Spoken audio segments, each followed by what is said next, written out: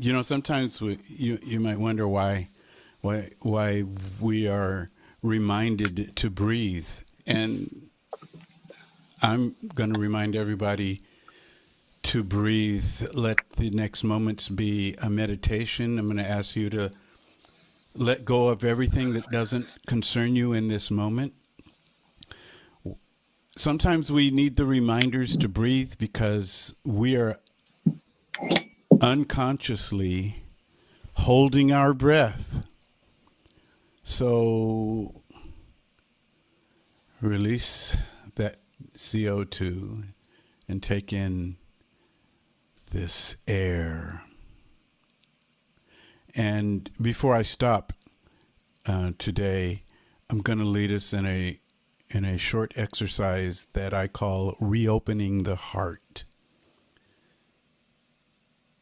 Love is patient and kind. It does not envy. It does not boast. Is not proud.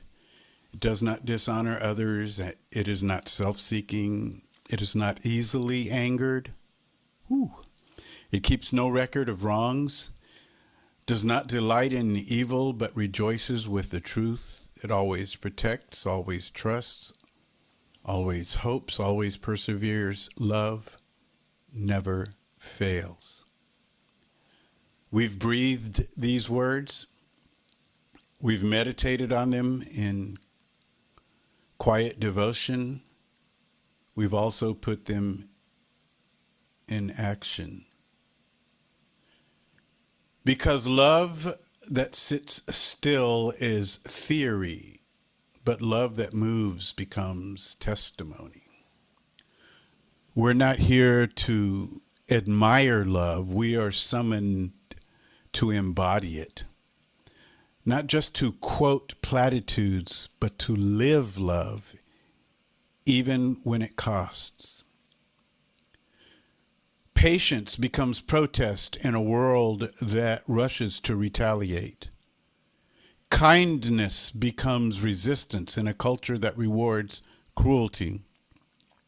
Hope becomes strategy when despair builds walls and cages. Love must move because injustice is on the move. In this very hour, across nations and neighborhoods, authoritarian leaders are rising. They outlaw compassion, scapegoat the vulnerable, and build their power on fear and intimidation. They criminalize dissent, distort truth, and trade in cruelty as currency.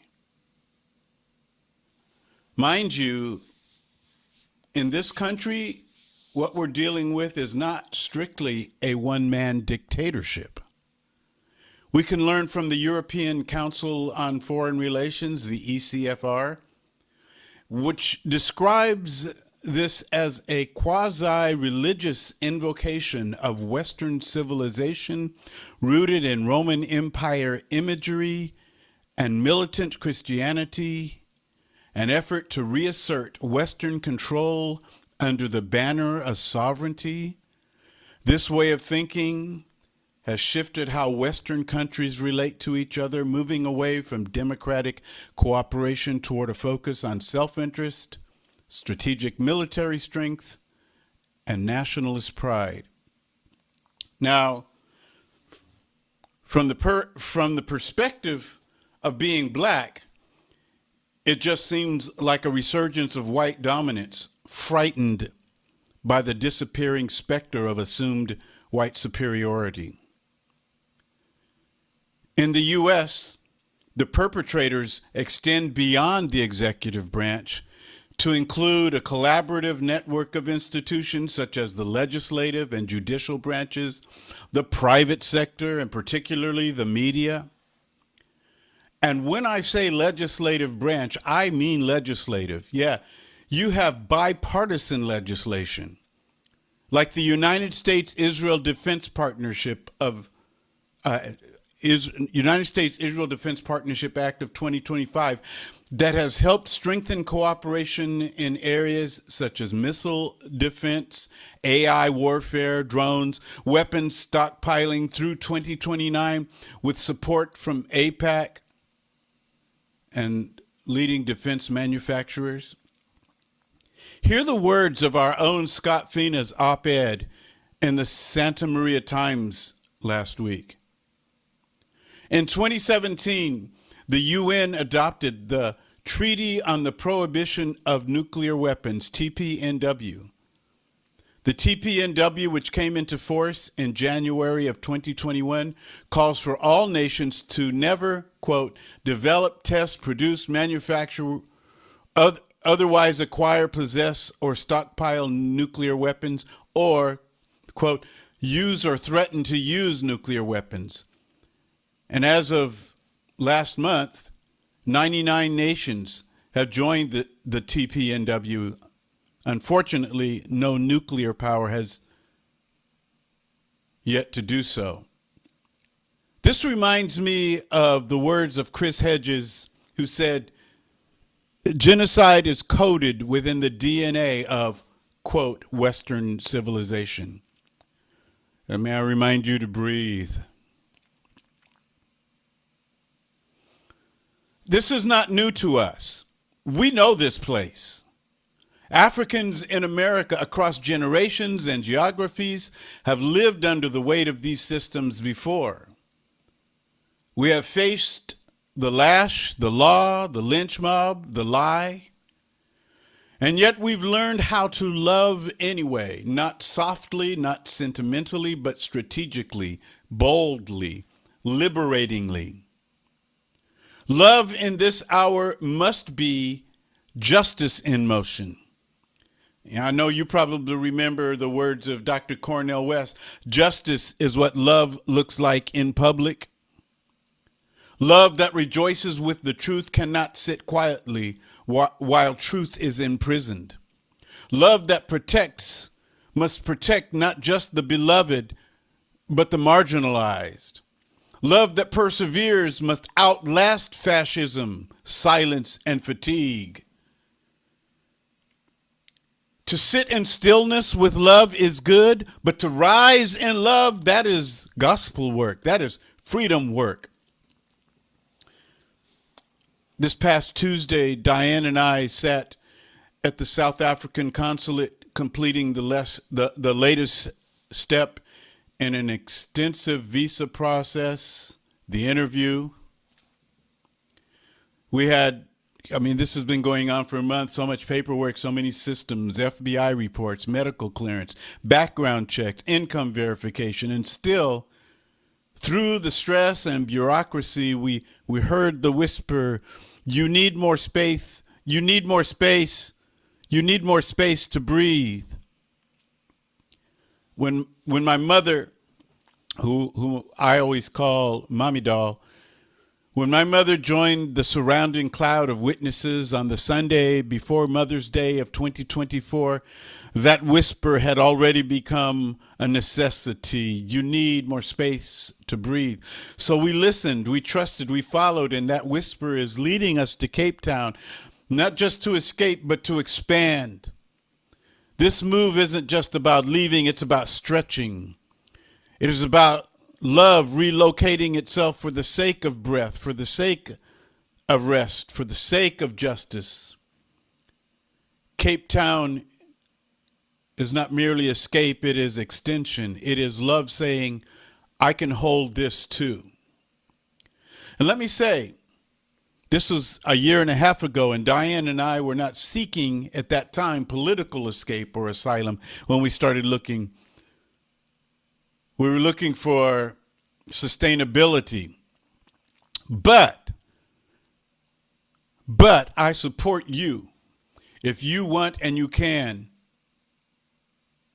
relocate. Now, I know that not everybody can. And most of us, and we do too, have to think about family, older family, which is not a consideration for Diane and me any longer, younger family, which is, or other considerations. In this quest, I've come to understand what I've always known. The Spirit is not bound by borders. The same God who moved with Harriet through the Underground Railroad moves across oceans, deserts, and checkpoints today. Community is not broken by relocation. It is deepened by revelation. God's love is not regional. It is relational. It does not cling to empire. It builds bridges across it.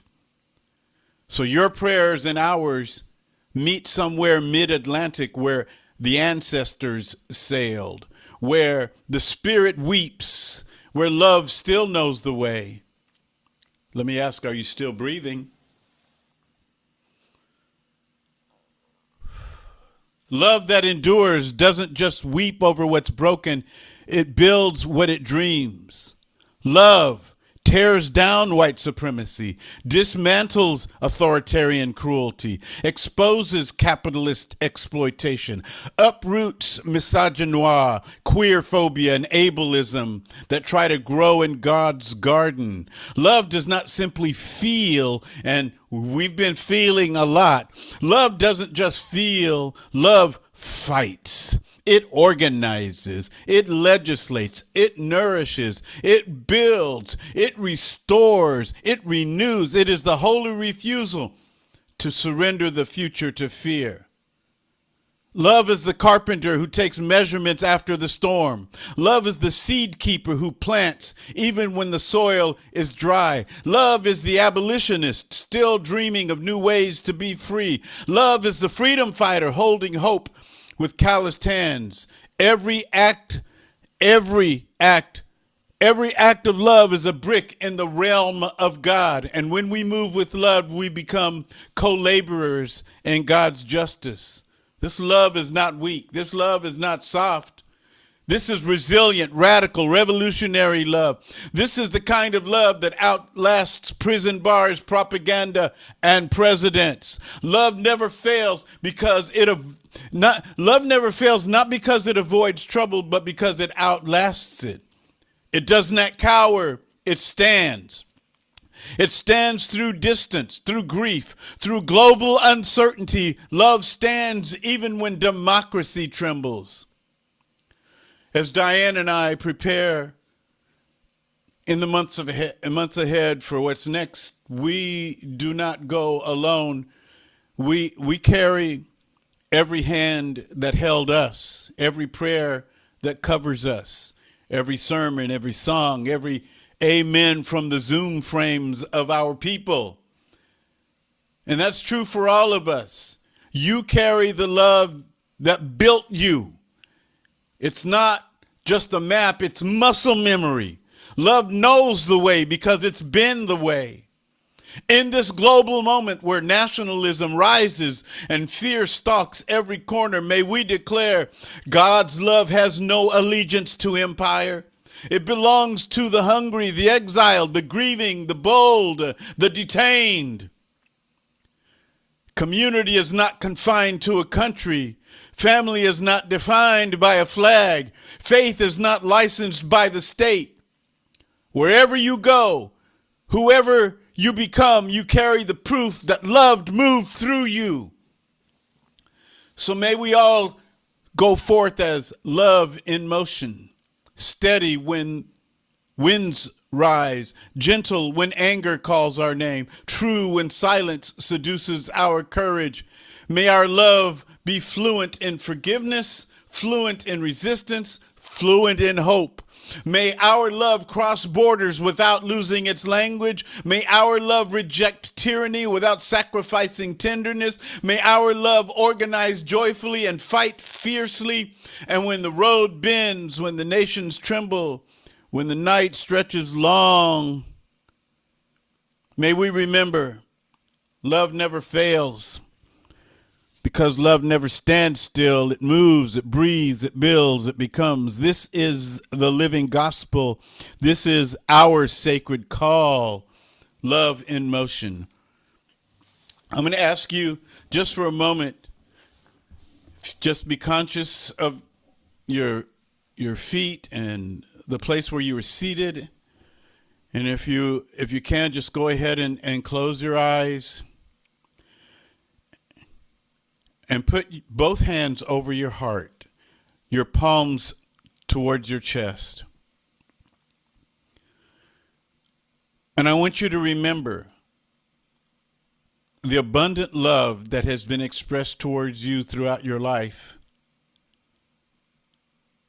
Maybe that love came to you, in some cases, flowed towards you from people who at some point stepped away from your life, even betrayed you, even sold out, but you experienced their love at some point. And then there's been the constant love. I want you in this moment, while your hands are on your heart, to think of one person who just absolutely adores you.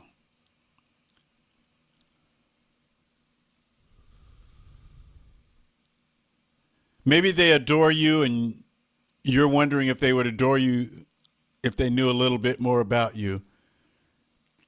But real love covers a multitude of transgressions.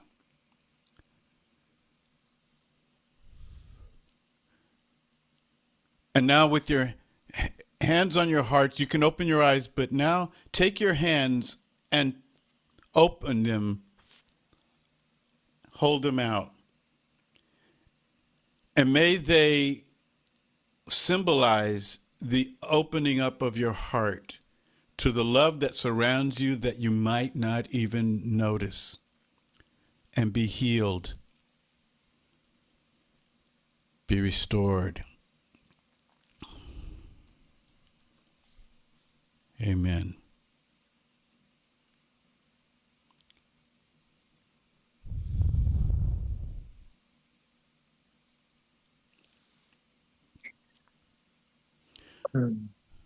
Matt Lowe. Yeah. May your heart be restored. Thank you. Yes. I'm thinking of something that spoke to me in addition to your theme that you brought in today of what love looked like. I was listening to a podcast or saw a little clip of Mark Lamont Hill, who's a professor, and he was being questioned kind of about some of the actions that he does in his everyday life, and he writes letters to people in prison. And he even said sometimes he'll connect them with one of his attorneys, and he's advocating for somebody that is wrongly convicted, or somebody that is convicted for a crime that they did, but they are serving more time. They were given 50 years where they should have been given 5 years. And to me, that is showing up in love. Even when somebody has done something wrong, they are given double, triple, quadruple the time, and he is still fighting for somebody that has done something wrong, just so that they can be treated with their full humanity in perspective. And he's doing it for the future. He's doing it for the generations. He says he's doing it so that it doesn't happen to the people in the future, because if they can give us 50 now, then they'll give us 50 in the future. And then they'll keep piling it up and piling it up and piling it up. And so I see that as this way of love where it fights for the right now. And it says, no, we're doing this for the future. We're doing this for our loved ones. We're doing this so that it doesn't expand and go on in further generations. So that was what was coming to mind for me today, in the theme of connecting with what you're talking about, of this active love, this love that is rooted in something bigger. Yeah, Sarah, did you have anything? I think it's what stuck with me was Oops, you're muted. okay, sorry. I think what stuck with me was the idea that David was talking about expanding instead of escaping. And I think right now it feels very tempting to want to escape, whether it's physically leaving somewhere or just, deleting social media or just anything that feels like I got this, it's a little bit different context, but I got this career advice once from a mentor when I was frustrated at my job about leaving. And they said, you should always be running towards something, not away for something when you make a big decision. So similar to what you're talking about of how you're in this big move for you and Diane, you're running towards something, towards expansion and love. I wonder what everyone else thinks or is reflecting on how they're running towards something instead of away from a lot of the awful things that we see day in, day out. Lately. Yeah. What are the things that we're running towards? If we can name that as a group. I love that. Yeah. You know, I have something about love. And you know, my life today is full of love, and I learned that here. I learned that this community is love. Love is an action. And when you were talking about writing people in prison, you wrote me in prison. And you loved on me when society had said I shouldn't be loved. And you know what? I'm a homeowner today.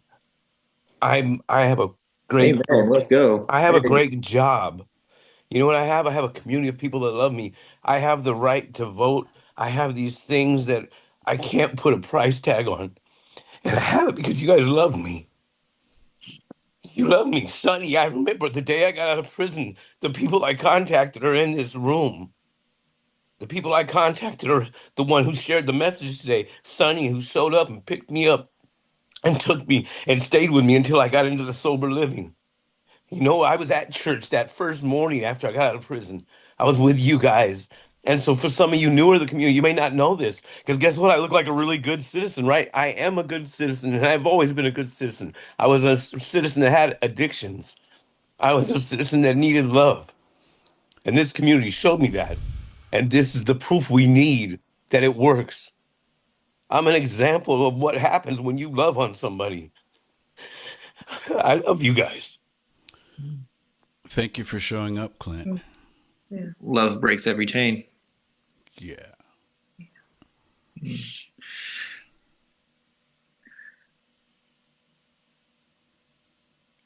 I think like what the question was kind of that we were posed was it doesn't have to be this question, but just for people to reflect on, what are things that we are moving towards? What is love encouraging us to move towards? Yeah. What do you have? Any reflections on that, or any other reflections? I mean, you can also go off on the capitalist hellscape too if you feel the need to do that. You know, I want to jump in because All right, Jade, put it down. many times this sounds selfish, but honestly, I'm running towards myself because Yeah, do that. because I you know, as you know, I some of you know, I'm a personal trainer, I'm a teacher of dance and the arts, and there's a lot of giving there, and it's absolutely my passion and my love, and I'm giving out and I'm giving out, and I'm a parent of 3 and all of that sort of thing. And I just found that I was losing myself, even though I was giving of myself, if that makes any sense. And I just felt like when somebody asked, think of that one, that one person that adores you, I got teared up because I was thinking, do I know anybody that actually really adores me? And I thought, how silly. But what I'm getting at is that when Jesus commanded us to love our neighbors as ourselves, and we're not loving ourselves, it's so difficult to be able to put that out there. So I'm still loving others and everything like that, but I really feel like right now I'm expanding and sort of running back towards myself. It's something I really need to do. Well, I mean, John, 1 John 10:10 says, you were first loved so that you can love. So you have to have that first love for yourself before you love others. So, fill your cup, make sure it's overflowing, and that overflow goes to others. So we can't love out of a cup half full. Easy to forget that sometimes. Let's see if anyone else. Oh, I see. Sunny, you have your hand up. Sunny, what's up? Sunny in the house today.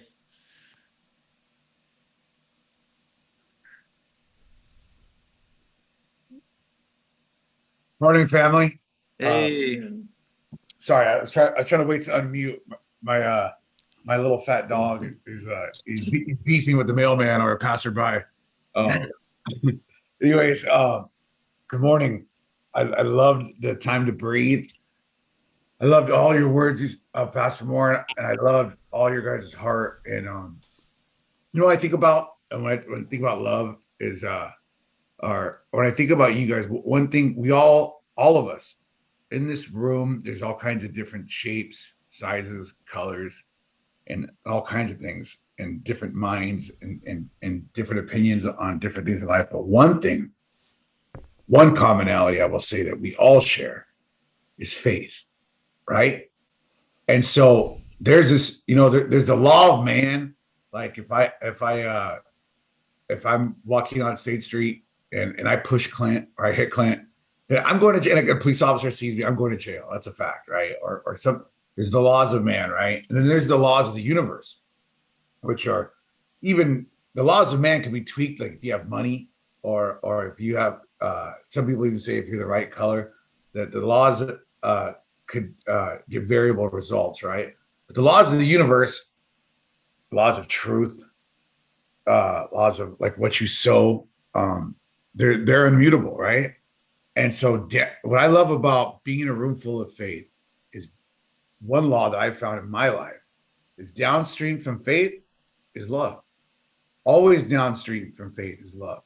And on the flip coin of that, downstream from fear is hate. And so in this room of faith, and Clint, I love reminiscing back because once upon a time there was a man who was in the Santa Barbara County Jail who had domestic violence charges, who had like felony stalking charges, along with 11 other felonies. And another man, a man of faith, took his time to come wait for that man, to come speak with that man, and would be ridiculed for like an hour or so just to come spend time with me. And that, his faith downstream from that trans equaled love. And what we sow grows, right? And he sowed into me, which I sowed into you, which sowed into other people. And so I come here this morning. I really would. I really love my bed. I like blankets. I like sleeping in a little extra. The barbell that I lifted this morning, pitiful as it was, is wiping my face, getting on Zoom, because I need that. And I like. I've also learned. As a kid, I used to always think this was praying, and it is. It is praying. But there's also, as an adult, praying with your feet, where love is an action. I like what you said. So love is a verb. So I try to pray with my feet by getting into action and doing other things as I can. And so, anyways, God bless y'all. Thank you for feeding me. I always love what you have on your menu, Pastor Moore. And I will say one thing, and I got to confess. So, like my whole thing that hate is down from fear. So when you first told me that you're moving, I hated that. I was like, I hate that you're moving. But where does that come from? From fear, right? Because I'm like, no, Pastor Moore. I'm like, I hated that. But now I'm trying to look at it with love and faith. And I love you. And you and my mother, Diane, I just want you guys to just let your hearts grow and bless others. Thank you. Thanks, Sunny. Thank you, Sunny. Linnea has her hand up too. Okay, yeah. And along the lines of what Sunny said, love is not regional, it's relational, as Pastor Moore said. I also like every action is a brick in the kingdom of God, every single little action. And then regarding what Matt said, the question he posed, what are you running towards? I always feel like I'm running towards risk because it's even risky for white people right now, and I expect it to get worse. And I think, well, I've got these kids and grandkids, and a lot of people are just keeping their mouths shut, to protect their families or what have you. And I guess I just have to look more long range because anything I can do to stall, to reduce, or whatever, it needs to be done. And so that's risky. So, Mm. so I'm making myself run towards that risk. And it's scary, but yeah, fear, perfect love casts out fear. So, yeah, Thank, that's it. thank you Yeah. for that vulnerability of sharing that what that risk is and how you're experiencing that. So that's very real. Thank you. Sally's also has her hand up. Yeah, I'm just sitting here and I remembered because I've been with Pastor, it's been 20, 30 years. More than And that, Sally. through More More than than that, Sally. 30, closer through to 40. Closer to 40. and seeing what God's been doing with this ministry, I remember at one point, um, we were on Montecito Street way back in the day, and you came to the leadership group at that time and said that God, you had this opportunity to pastor a second church of a different denomination, and kind of was getting our feedback on that. And I remembered at the time I couldn't speak. I had laryngitis. I had to have somebody else speak for me. But I really felt at that time that God was opening a door that isn't normally open for somebody to pastor two different denominations. And you ended up going to Oxford doing that, and it opened up a lot of doors for the relationships and all of the stuff that's happened, and where we are now is part of the what happened going through all those years, and all the development, the growth, and what have you. And I'm believing that this is another door opening for you to go even wider. I don't know exactly what God's going to do because he didn't tell us beforehand.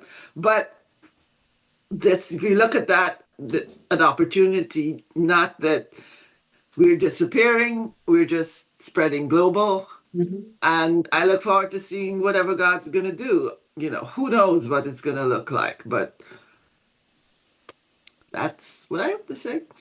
Amen. Yeah, without going to Oxnard, we wouldn't have Linnea and Michael and Margie and Bob and a few other people and Shella. Wow. Yeah. Yep. I had a reflection this week of just thinking of what you were talking about escapism.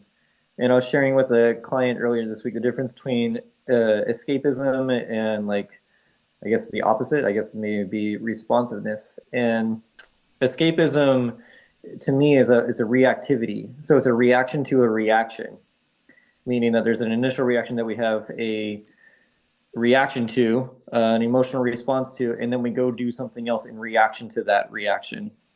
Whereas responsiveness is an intention to it, saying that, like, I know I will have a reaction to this, and I'm going to choose to do something that brings joy, that brings love, that brings hope, that brings justice, that brings peace, that brings this thing. And so we have kind of two different things, where one is an automatic response that is based off of past responses, and one is based off of who we want to be in the future, how we want to build from it, how we want to imagine something new, and what Pastor's saying, how we want to expand. And so responsiveness is the love response. And so I just I see that here of what you're talking about. Anybody else with hands up today? Anybody else want to go on the capitalist hellscape that we're in? Anybody want to any grief processing? Kathleen is What are raising her people angry hand. about? Oh, where's Kathleen is raising her hand. Oh, But I don't think Kathleen, thank you. Go ahead, Kathleen. Thank you. Julius after Julius too. Go ahead. Go ahead, Kathleen. Today. I really loved it. And right up here where I live, 97% of the people are Trump supporters. So, if I was to go out and start talking against Trump, I might get shot because people actually do shoot people here. She's in Washington, by the way, Eastern Washington State.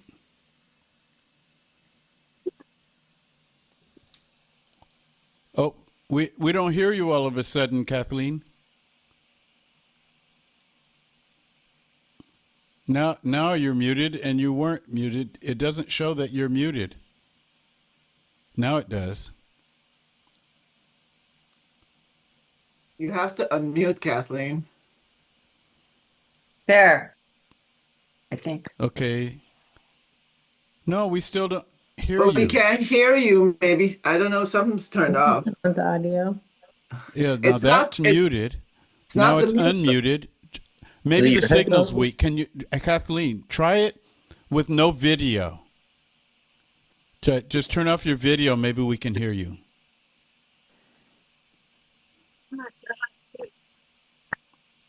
It's the sound on the computer. Try now. Talk now. Oops. Okay, now try it, Kathleen. Okay. Yeah. There we go. Okay. I just really loved what Pastor David said today. But even up here, where there's so many Trump supporters, I can still be loving. I can love anybody, anytime. I can stand up and say things. I can ask questions. I can still love, even if there's 97% Trump supporters. Yeah. That's okay. Yes, Yep. It's needed. Yep. that is action. We had a couple of years ago, we had Kathleen talk to us on a Wednesday night. I think we should do it again in the future to tell us how she does what she does. It'd be a good little pre-holiday Yeah. Yeah, talk. Very timely. for sure. Julius has Yeah. Yeah, Julius, what's up?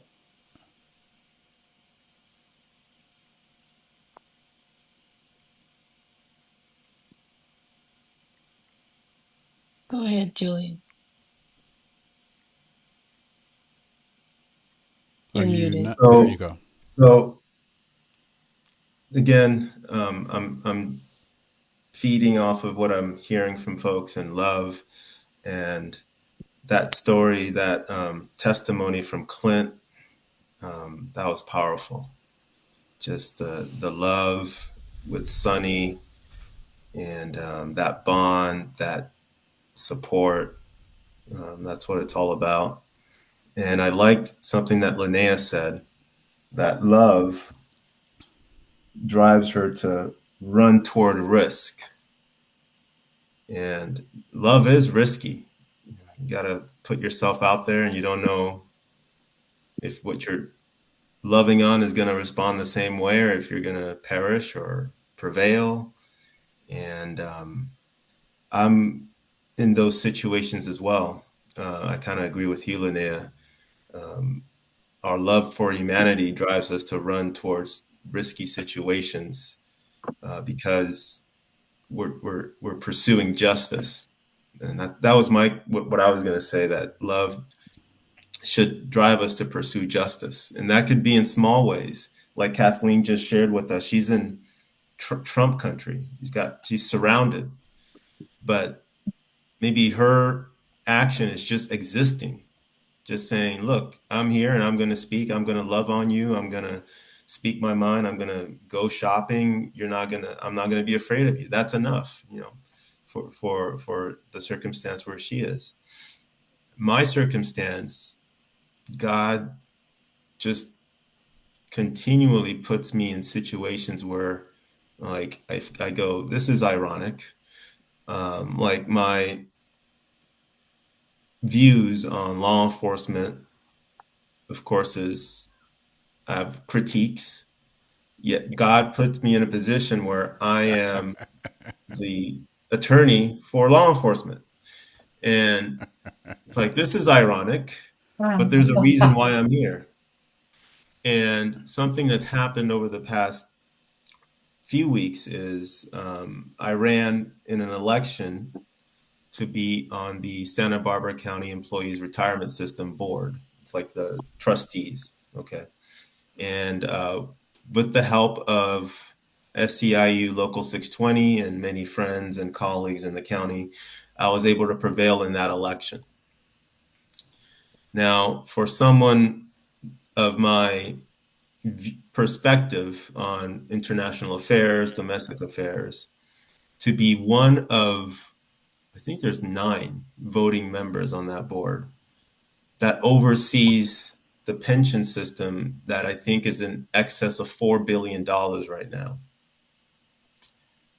And we understand how very much a lot of the horrible things that are happening around the world is tied up in capitalism and finance and movement of money around and who gets what.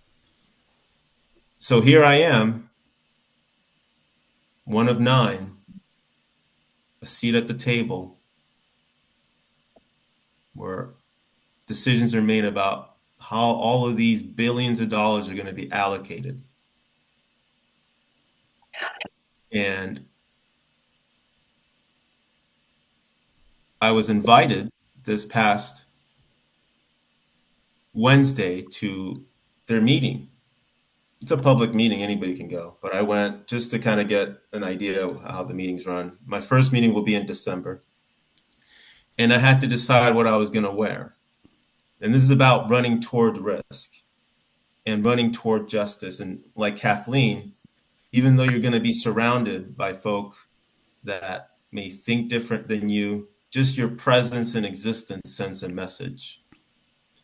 So some of you may have noticed that I tend to have my license plates on. I don't wear them at work, but I wear them to work, and I try to keep them on whenever I'm out on the streets. So I had my suit, and Tuesday I went in with my license plates on. I had my Palestine pin, had my Haiti pin, and I had my Mexico pin.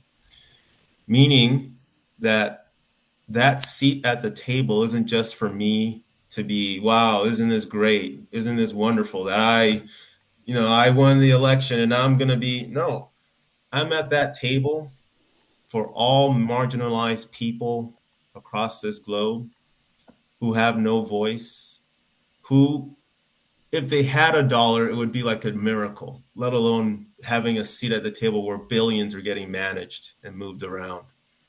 I'm at that table to represent all the working class people that work at the county, living paycheck to paycheck, that can't even afford county provided healthcare that we're battling for as unions. I'm at that table for all of the Palestinians who are suffering under the bombs that this country is providing, some of which is being financed by our own pension systems. I am at the table for the Haitians who are still paying the price for the revolution that they endeavored upon centuries ago. I am at that table for Mexicanos, Latinos, who are being humiliated unnecessarily, immigrants, because they are not Europeans. I'm at the table for European peoples like Linnea who stand with us and are facing real risks like Kathleen up in Washington. I'm at the table for them. And I was not going to go incognito, undercover. I was going to let people know this is what it is. Change is coming. I may not make it, right? They may find some way to maneuver me out of there because now they realize, whoa, who is this guy? But I know there are more coming after me. Okay. And I'll just share this. One of our major financial advisors that manages a lot of money for our pension fund is Hamilton Lane. And let's just say, since October 7th, they've been big supporters of Israel. Well, I'm going to have questions because we're at the table now and we're not hiding. Like Linnea said, we're running to risk. That's all I have to say.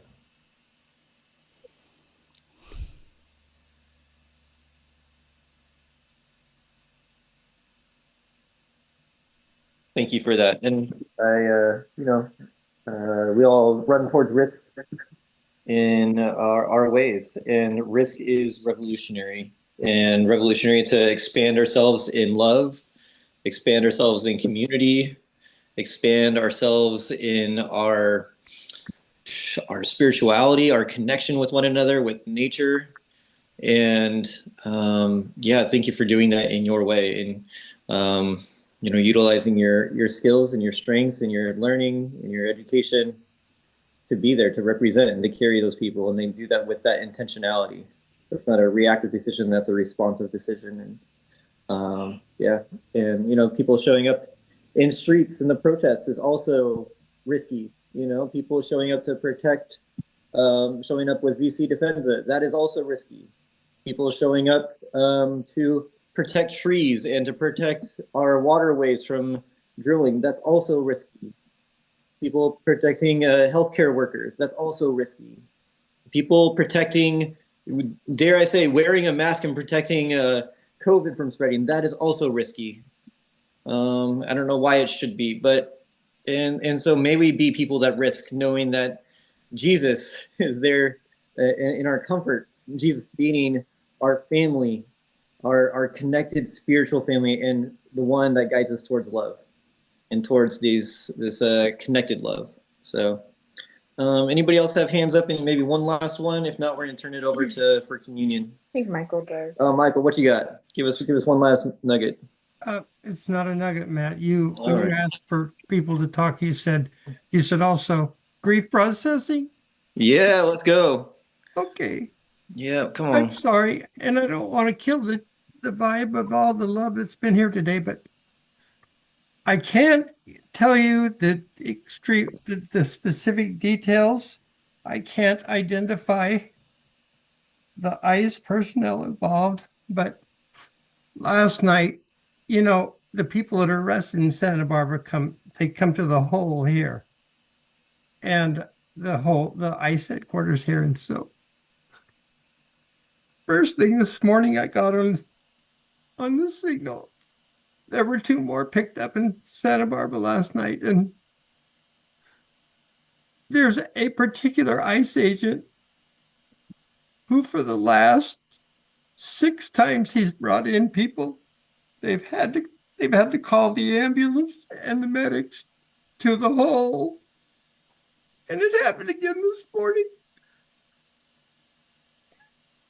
It's one thing to be violated, to be picked up because of your ethnicity. That's one thing. That's insult. But these people are not, I know that of these 6 people, at least part of them, there was no resistance. There was no necessity for violence, and they just beat them. They beat them for whatever reason. And they have to be taken from the hole in an ambulance, and I just can't take it anymore. It's just, my gut is just hurting so bad, and I want to do something more. And I'm going to talk to our leaders, and hopefully maybe we can have a vigil outside the hole, or we can have if we can just flood the hole and don't even let the bastards in with their prisoners. But I'll quit. Thank you for letting me process it. I have plenty of mental health help I can access, but I just wanted to. Thank you. This is a gift. Tenderness is risky in these times, just in this world, and especially as a man. And tenderness is moving towards love and representing that love in public. So you are doing justice to the system of patriarchy and to the system of exploitation and to the system of racism and xenophobia. And so we are here with you, and thank you for sharing that grief. Grief is ceremonial, and we are in ceremony right now. So thank you.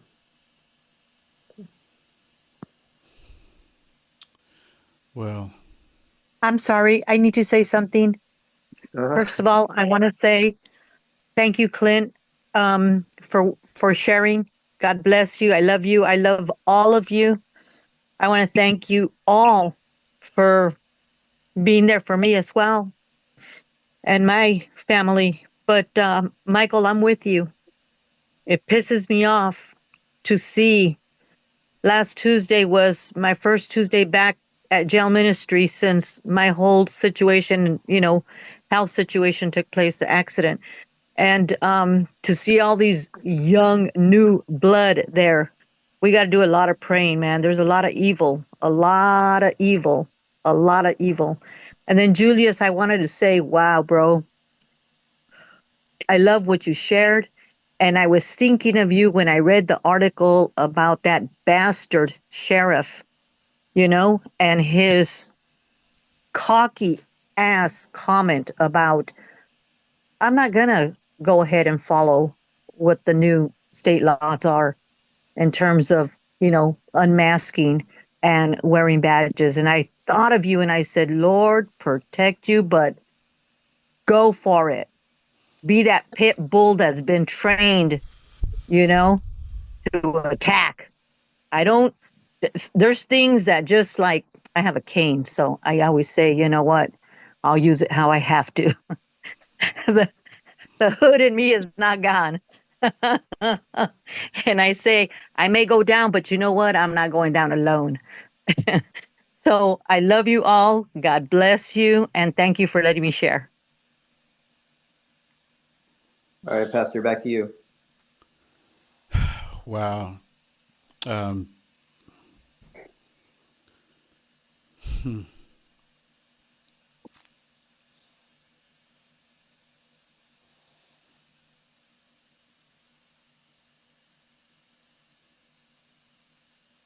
This is real.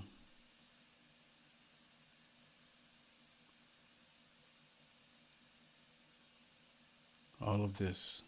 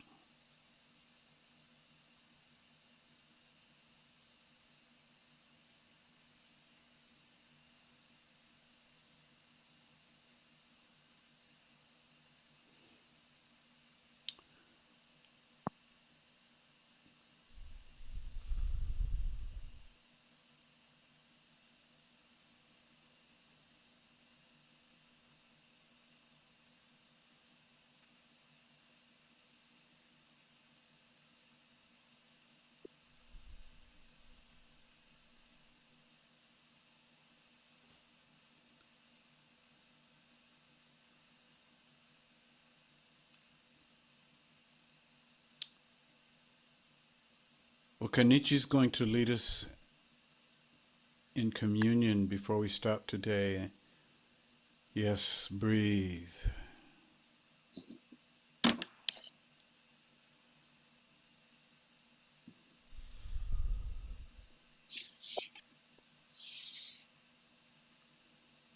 Well, thank you, As everyone. Kenichi takes us, let me just one footnote.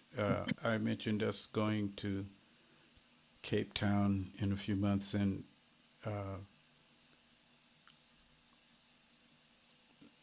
our expenses for all of what we're doing will go down some. But let me just remind you that they haven't gone down yet. All right. So take that however you will. Thank you, everyone, for sharing authentically from the heart. This is what it's all about, I believe, instead of the sanitized so-called worship experience. And sometimes, I've learned, now hear me out. I don't want to be misunderstood, but sometimes, cussing can be part of that genuine experience and can be sacred. But one thing that I've gained from our gathering today as we prepare our hearts and minds to take the Lord's Supper is that love affords the other or gives the other a space to expand. That's what I'm taking away today. Love gives the other the space and the opportunity to expand and expand even in the midst of what we will perceive as failure, because each one of us have a different social location, socialization, acculturation, worldview, relationships. And in certain situations, we find ourselves at a very difficult crossroads and causes us to pause and sometimes rethink of what we are doing. And, sometimes we might, being human, we might cave into certain pressures and then at the end feel this immense weight of regret and guilt. But even then, we ought to give and afford our siblings the space to re-expand again. So keeping that in mind, I believe that Jesus the Christ, through his broken body and through his shed blood, afforded us the place to expand, space to expand, not just once, not just twice, but infinite number of times to re-expand, to re-expand, to re-expand. So with that, let's partake and let's in our heart bring up this community and others across the globe. Let's bring them forward in our hearts. So let's start with this is the body of Christ broken for us.